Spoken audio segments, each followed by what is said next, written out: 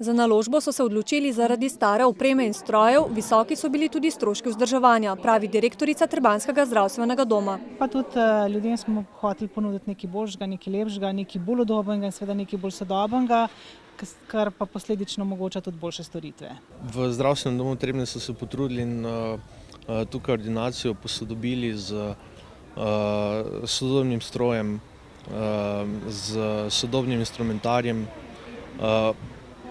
Vsekakor je izboljšanje, glede na to, kar sem slišal, kar je bilo prej.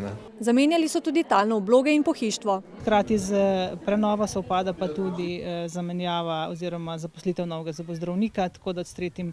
septembrom je začel pri nas delati dr. Janez Godec, tako da imamo kompletno novo opremo, novo osebje in mislim, da bo tudi potem en to dober zagon za delo naprej. Za enkrat sem na voljo ob ponedeljkih, četrtkih in petkih dopoldne, se pravi torkih in sredah popoldne. V bistvu zdaj še par mesecev, potem pa verjetno grem še opravljati delo na Dob.